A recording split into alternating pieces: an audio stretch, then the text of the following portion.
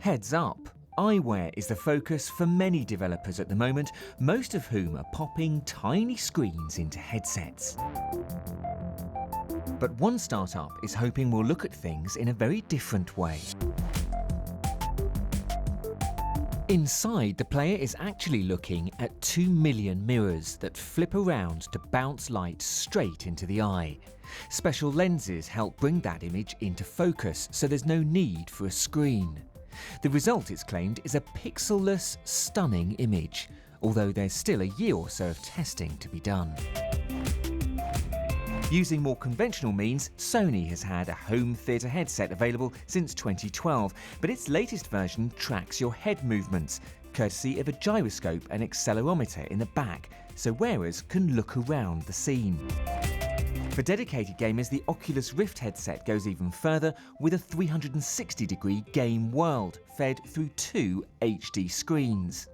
And then there are headsets made for the real world. This pair from Recon hits the market in the next few months, making use of specific apps for each situation, linking up to the net to overlay real-time data.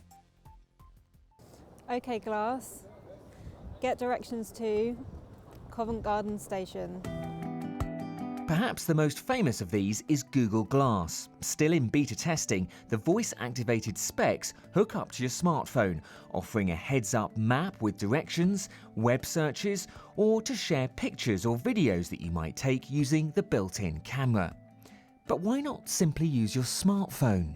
So phones are quite antisocial when you think about it. If you want to do an activity, you have to look down, take it out of your pocket, put it back in. Whereas having a headset, it allows you the freedom to actually just get on with your life. You see something that's interesting to you, you can have a photo taken, you can have a conversation with someone and engage with them without having to fact-find by sneaking around in your pocket.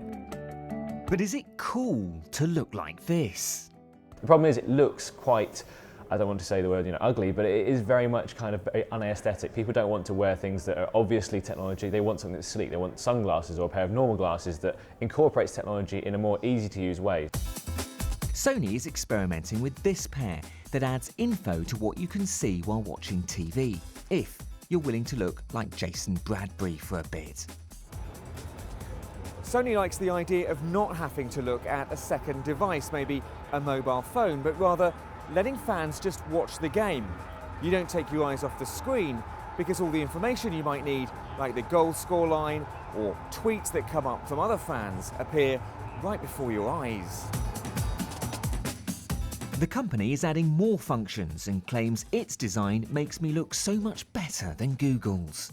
And with the discrete way that we display information internally so that only the wearer sees it, there's no reason for you to have to constantly move your eyes up and away and break that eye contact and ultimately cause a distraction to your audience if you're speaking to someone.